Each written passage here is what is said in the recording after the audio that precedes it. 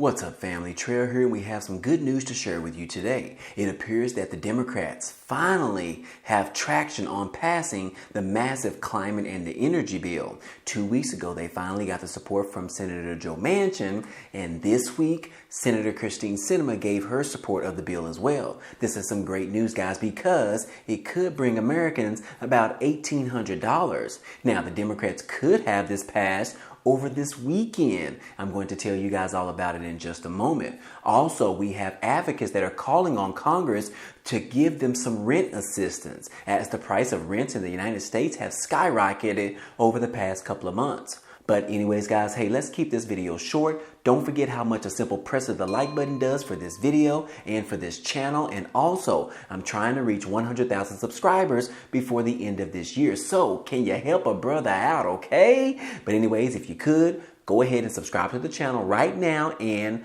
let's go ahead and jump into the video. Well, guys, we do have some breaking news that happened yesterday. The United States has officially declared monkeypox outbreak as a public health emergency. We previously saw a couple of states actually do their own emergency in their respective states, and now we are seeing it being done by the United States. It says that the Biden administration is declaring a public health emergency for the monkeypox outbreak here in the U.S., which now counts more infections from the virus than any other country in the world. Now, Health and Human Services Secretary Xavier Becerra announced the decision at a briefing with top public health officials on Thursday. Now, this particular public health emergency will allow us to explore additional strategies to get vaccines and treatments more quickly out to the impacted communities, and it will also allow us to get more data from jurisdictions so that we can effectively track and attack the outbreak. Now, over the last decade, nationwide emergency declarations like this particular one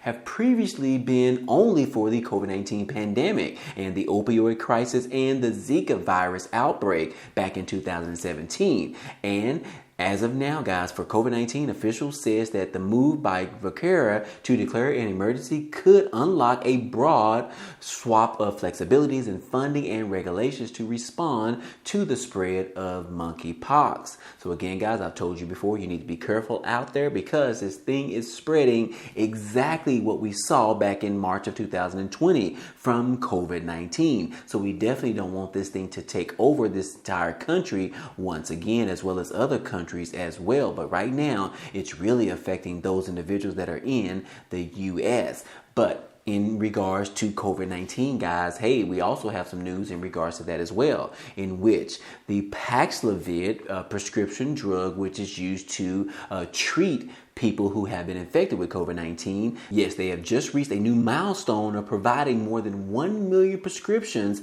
and all of this happened within 1 month. Now, this is the first time that this has happened, and this really paints the picture in regards to the outbreak that we're dealing with right now in regards to COVID-19. Yes, guys, a lot of people are tested positive for COVID-19, but they are not necessarily picking up the phone and reporting it to the health administration. So we have a lot of cases that are being detected but being undocumented as far as the data goes. And guys, right here, a lot of people are actually taking these particular antiviral drugs called Paxlovid. It says for the month of July, guys, this marks the first month that more than 1 million courses of Pfizer's COVID antiviral Paxlovid that was actually prescribed, according to the Biden administration. Now, it says that there was about 1.26 million courses dispensed last month, a 37% increase over June. Additionally, more Paxlovid was dispensed in the month of July than they prescribed from January through the month of May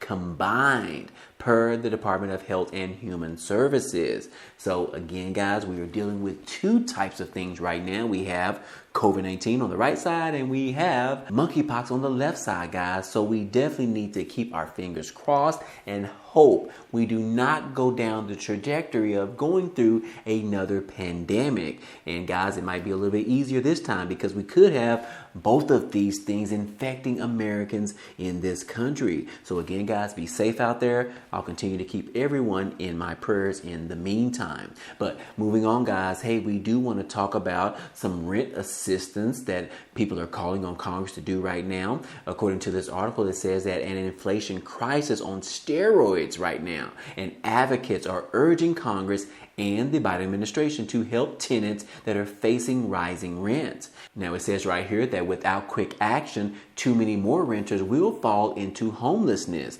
One advocate told the Senate Committee on Banking, Housing, and Urban Affairs to observe an inflation crisis on steroids, look no further than America's renting housing market. They're saying that rent prices have exceeded income gains by 325% since 1985, with costs growing at their fastest ever pace last year, Desmond said. And low-income families already living in the cheapest homes available to them, who often spend unsustainable portions of their paychecks on strictly rent, are left with a few options but to cut back on other necessities like food and health care.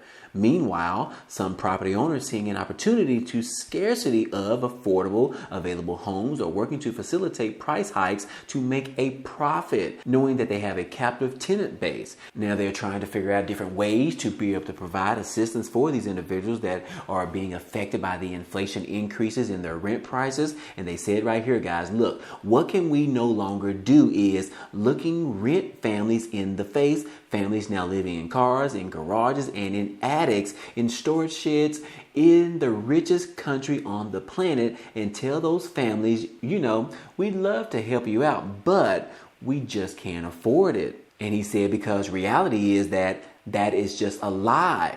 Tuesday's congressional hearing was one multiple held on soaring housing costs in recent weeks, zeroing in on consequences faced by the nation's 44 million renter households, which is 36% of whom make less than $30,000 per year, with that rate going up to nearly half of black renters, according to a Harvard's Joint Center for Housing Studies. So yes, guys, this particular person that is meeting with the Banking and Housing and Urban Affairs hearing this past Thursday are trying to urge Congress they need to do something about the rising prices on rents in this country. They need to either, number one, provide additional rent assistance in the form of cash basis or stimulus relief aid on a monthly basis to those low-income families, or either put some type of restrictions in for those particular homeowners who are raising the rent prices. So yes, guys, they are calling on Congress and the Biden administration to do something about it as of now. But right now, guys, that is exactly what they're dealing with, and there doesn't look like there's anything that is going to be done in the short term. However, Congress may decide to do something in the long term, which I would suspect that they do something in regards to providing additional stimulus checks for rent assistance. But guys, we don't know as of yet, but I will keep you guys posted as usual. But moving on, guys, let's go ahead and talk about the new stimulus deal that is on the table. I told you guys last week that we had some breaking news in regards to Senator Joe Manchin has finally stepped up to the plate and said he is ready to join forces with Senator Chuck Schumer in passing the deal on the reconciliation bill. Yes, guys, this particular bill is going to focus on energy, healthcare, as well as climate, in which this article talks about the major boost to Democrats, which is when Manchin and Schumer announced their support on the deal, which was a couple of weeks ago, guys. But we did receive some bad news after that, in which Senator Christine Sinema said that, look, she's not saying that she's going to support this bill as of yet. So they have been waiting to see exactly where her head is in regards to this bill and seeing if they can get her support as well, in which it took her a couple of days, guys. But I do want to report the breaking news that just happened yesterday, guys, and that is Senator Christine Sinema has finally said that she will now move forward in supporting this new massive bill with the Democrats. Yes, according to this article, it says that Christine Sinema says that she will move forward on the economic bill, putting President Biden's agenda on the cusp of the Senate approval. So yes, guys, now we have Senator Joe Manchin, and now we finally have Senator Christine Sinema in supporting the reconciliation deal that has been led by Senator Chuck Schumer in Congress. Right here, guys, it says that Senator Christine Sinema on Thursday night offered critical support for President Joe Biden's domestic agenda after party leaders agreed to change some new tax proposals at her request, indicating that she would move forward on the Democrats' sweeping economic package that has been the product of intensive negotiations for more than a year now. We've talked about it before, guys. This deal ended up crashing back in December, and now they have revived this bill in June, and it looks like they might be able to pass this bill sometime in either August or September. And yes, with Christine Sinema's support, it means that the Democrats are likely will have 50 votes in their caucus to push the bill through their chamber by the end of the week before it moves to the House next week for its final approval. So yes, guys, this is some breaking news because they have been trying to pass this bill for over a year, which the main holdups have been Senator Joe Manchin and Senator Christine Sinema, because they need all 50 votes in order to pass this bill and move it towards the House in order for them to pass it there and send it to President Biden for his signature. But guys, let's just take a step forward right here, because this is some great news as far as the American people, as far as low-income families, as well as our country, especially for those who believe in the climate change being a main issue in this country right now. And I'm sure a lot of you will go ahead and agree with that, because you guys are probably dealing with, in your state right now, dealing with this huge heat wave that we have been dealing with for over 30 days. So yes, guys, this is a direct reflection of the climate issues in this country. So again, guys, this is some positive news that they are finally agreeing to go ahead and push this bill through, and it appears, guys, that they do have all 50 votes to pass this bill in the Senate. I will keep you guys posted whether or not they bring this up for a vote over the weekend. And in regards to that, guys, we also have some good information in regards to this bill. And this bill is called the Inflation Reduction Act. And yes, this bill will lead to about $1,800 for Americans in savings for the average household. Now, it says that the sweeping climate and health care legislation unveiled by the Democrats last week would lead to significant cuts in energy costs for American households, according to a new analysis. Now, it says that a report by a nonprofit group called Rewiring America found that the tax incentives included as part of the $369 billion that had been dedicated to climate initiatives in the Inflation Reduction Act would save the average household $1,800 per year on their energy bills. Now, it says that in a market tilting level of investment, the group's co-founder and CEO, who was involved with the crafting of the bill, told Yahoo Finance the beneficiaries of this measure in the long term are going to be all of us on the planet.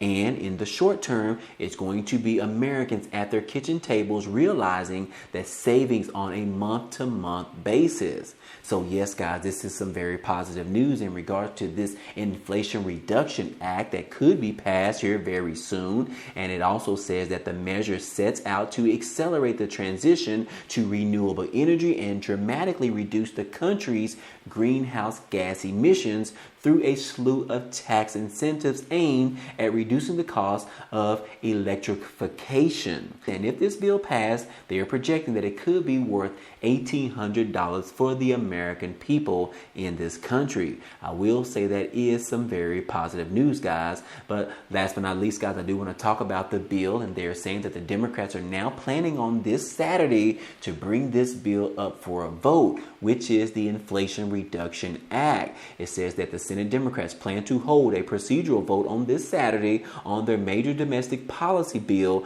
known as the Inflation Reduction Act, according to what Senator Chuck Schumer has stated. Now, it says that in all 50 Senate Democrats vote to advance the measure, the soonest the bill could be a final vote is early next week. So again, guys, I will keep you posted as usual on whether or not this vote actually happens this weekend. And if it does, where it's going to go from there, we will find out very soon, guys. I will keep you guys posted. But anyways, guys, hey, I hope all this information in this video was helpful to you today. Well, anyways, guys, hey, that's all I have for you today. If you enjoyed today's content and you want to see more, go ahead and subscribe to the channel. It's totally free. And if you like today's video, then go ahead and hit the like button for us. It really helps out this channel, as well as it tells YouTube to share this video with others. But anyways, guys, hey, I appreciate you guys stopping by and watching, and I hope to see you on the next video. Peace.